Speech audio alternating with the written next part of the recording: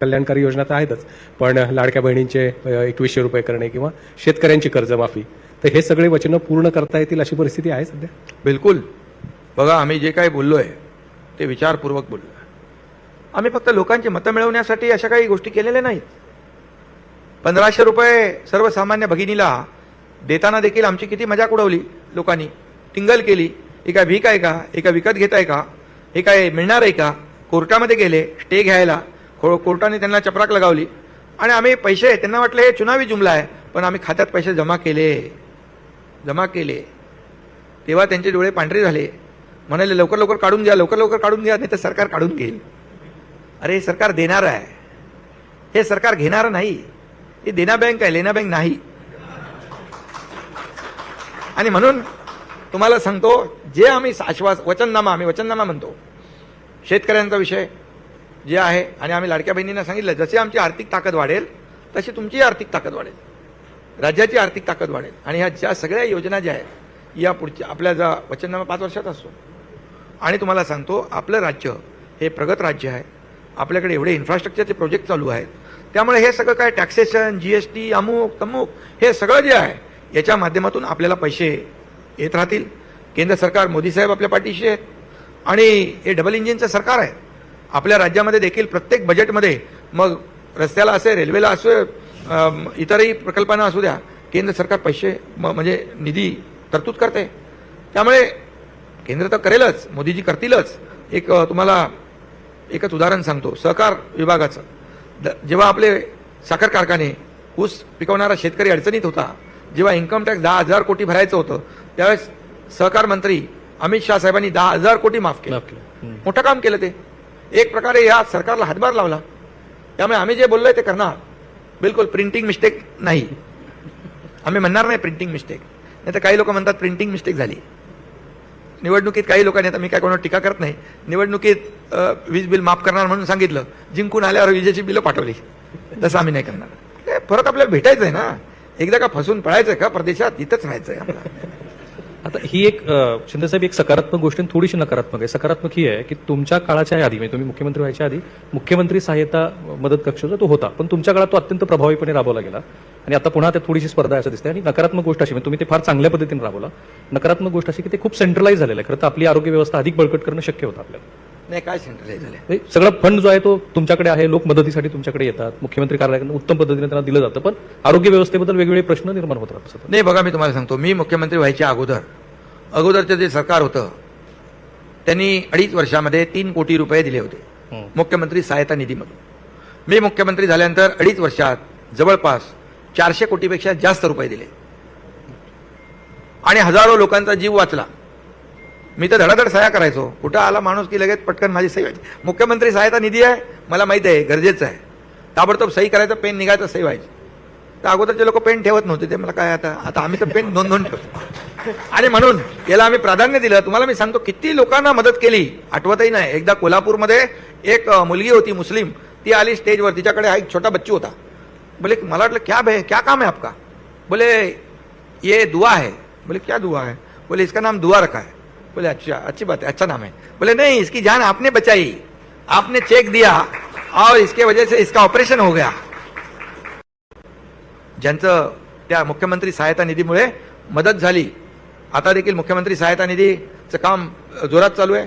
माझ्या मुख्यमंत्री कक्ष पण आहे, आमच्याकडे पण कक्ष आहे. आमच्याकडचे जे कोणी लोक येतात ते आम्ही पाठवून देतो मुख्यमंत्री सहायता निधीकडे, हे करून रेफर करतो, शिफारस करून.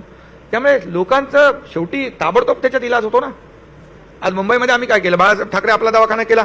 मुंबईमध्ये आता मुंबईतले जे BMCचे हॉस्पिटल आहेत, या हॉस्पिटलमध्ये देखील आता आपण 0 प्रिस्क्रिप्शन करतोय. आपण पैसे ठेवलेत ना, आपण 1600 कोटी रुपये ठेवलेत. बघा, समोरच आहे. काय लपून छापून काय काम नाही. डायरेक्ट मी गेलो KM मध्ये, सरप्राईज विजिट. 5 वॉर्ड बंद होते. मी लगेच कमिशनरना फोन केला, लगेच चालू केले 5 वॉर्ड. 3-4 महिन्यात चालू झाले. 5 वॉर्डमध्ये किती पेशंटची सोय झाली. आणि मी गेल्यावर तिथे लोक आले, बघा आम्हाला औषधाचा प्रॉब्लेम आहे, हमें दवाई, इधर ट्रीटमेंट अच्छा है लेकिन दवाई का प्रॉब्लेम है. तिथं डिसिजन आम्ही घेतला. या हॉस्पिटलमध्ये आलेल्या माणसाला बाहेरून औषध आणायला लागता कामाने, 0 प्रिस्क्रिप्शन, सगळी औषधं त्यांना द्यायची. निर्णय झाला.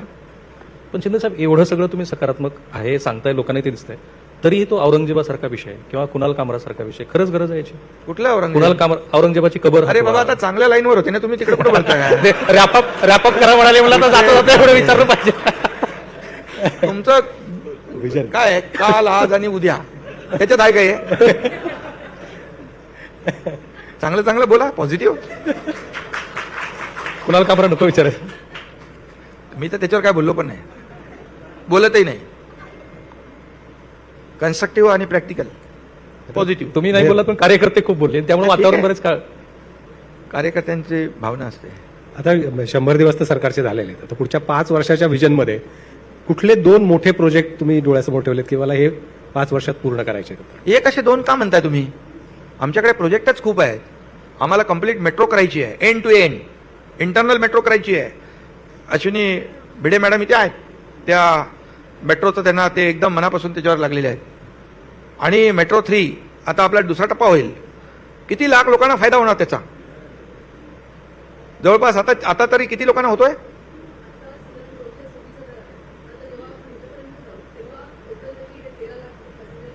तेरा लाख पॅसेंजर पर डे. एक मेट्रो 3 आणि इतर नेटवर्क जे आहे पूर्ण एमएमआर मध्ये मेट्रोचं नेटवर्क जे आहे ते कंप्लीट आम्ही करणार. वाढवण बंदर ते कंप्लीट करणार. वाढवण बंदर गेम चेंजर आहे. 3रा एअरपोर्ट आम्ही तिथे करतोय, नवीन एअरपोर्ट आता नव्या मुंबईतला, तो आता आम्ही सुरू करणार. त्याची झलक आम्ही मध्ये दाखवली. आणि हा करतोय आपण पालघरचा. पालघर हा पूर्णपणे तिथे देशातला नंबर 1चा वाढवण पोर्ट होणार. जगातल्या 10 पोर्ट पैकी तो एक आहे. तो जो डीप डेप्थ जो आहे, आणि मोठे बेसल्स येतील, तिथली सगळ्या लोकांना नोकऱ्या मिळतील, तिथलं सगळं लॉजिस्टिक पार्क येईल, तिथे बिझनेस हब होईल, सगळं होईल. मोठ्या प्रमाणावर तिथे लोकांना एक इकोसिस्टीम तयार होईल. दुसरं, आता अटल सेतू तिथे उतरतो आपण, तिथे 3री मुंबई, म्हणजे तिथे तर गेम चेंजरच आहे. हा संपूर्ण जो काही परिसर आहे हा डेव्हलप होईल, ग्रोथ सेंटर होतील, IT पार्क होतील. आणि आमचं हाऊसिंग माझ्याकडे आहे, गृहनिर्माण. एक आम्ही नवीन धोरण आणतोय. यामध्ये परवडणारी घरं, परवडणारी भाड्याची घरं, आणि जे स्टुडंट आहेत त्यांच्यासाठी हॉस्टेल, जे सिनियर सिटीजन आहेत त्यांच्यासाठी, आणि वर्किंग वुमनसाठी, म्हणजे आपल्या ज्या भगिनी काम करतात त्यांच्यासाठी देखील आम्ही त्याच्यामध्ये, आणि गृहिणी कामगारांसाठी त्याच्यामध्ये घरांची आम्ही तरतूद केलेली आहे. नवीन पॉलिसी आम्ही आणतोय, परवडणारी एकदम, म्हणजे लोकांना मुंबईमध्ये देखील परवडणारी घरं मिळाली पाहिजे. आणि म्हणून या अटल सेतूच्या आपण टोकाला जेव्हा जाऊ, तिथे देखील मोठ्या प्रमाणावर, मग ते नैना लागलं ते एक क्षेत्र, ते डेव्हलप होईल, हे डेव्हलप होईल, मोठ्या प्रमाणावर तिकडे होईल. आणि मग ते जे काही तिथून आपण उरणवरून जो रेवस रेड्डी म्हणालो, अलिबागला आपण जोडू. आता अलिबाग तिकडे जवळ येईल. लोक आता सेकंड होम म्हणतात, पण मला वाटतं हे सगळे ब्रिजेस जोडल्यानंतर ते एकदम जवळ येऊ आपण. 15-20 मिनिटात, अर्धा तास. विरार अलिबाग कॉरिडॉर आपण करतोय, Vasai Virar Alibag multi model corridor. आज आपण त्याच्यामुळे जवळ येणार. आणि हा आता वर्सोवा, आता जो वर्सोवा जो सिलिंग जो आहे, वर्सोवापर्यंत जातो आपण. वर्सोवा ते भाईंदर ते विरार, हा किती मोठा सिलिंग होतोय पूर्ण. म्हणजे तिकडचा पालघर एरिया जो आहे पूर्ण डेव्हलप होईल. आणि ही सगळी कनेक्टिव्हिटीज महत्वाची आहे. मल्टी मॉडेल कॉरिडॉर झाला, त्याच्यामध्ये आपण समृद्धी झाला, हे सगळे रोड जुळत आहेत. आता पुणे मुंबई काय होतं, 8-8 तास लागायचे. बाळासाहेब होते तेव्हा बाळासाहेबांनी सांगितलं, गडकरी साहेबांना.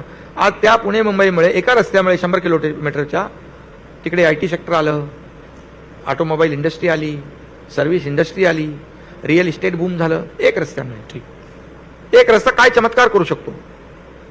त्यामुळे आमचे फोकस जे आहेत हे कनेक्टिव्हिटी, इन्फ्रास्ट्रक्चर आणि पर्यटन. 720 किलोमीटरचा समुद्र किनारा आहे, किती मोठा वाव आहे. आम्ही नवीन महाबळेश्वर करतोय. आज महाबळेश्वर, ब्रिटिश, ही सगळी हिल स्टेशन ब्रिटिश काळातली आहेत. आपलं सरकार ब्रिटिशांच्या नंतर आपलं सरकार हे नवीन महाबळेश्वर करते. 250 गावांचं आता 200, आणखी 300 लोक गाव त्याच्यात ऍड झाली आहेत. लोकांना मोकळ्या शुद्ध हवेमध्ये, त्याबद्दलच्या सुद्धा सुनावण्या सुरू आहेत. मला वाटतं तुम्ही त्यासाठी पुढाकार घेतला. Thank you so much. तुम्ही CM ह्या शब्दाला कॉइन केले, तुम्ही म्हणजे कॉमन मॅन, आणि तसा तुमचा पूर्ण डेव्हलपमेंटचा अजेंडा राहिला, हे तुम्ही आता मुलाखतीतून सांगितलं. वेळात वेळ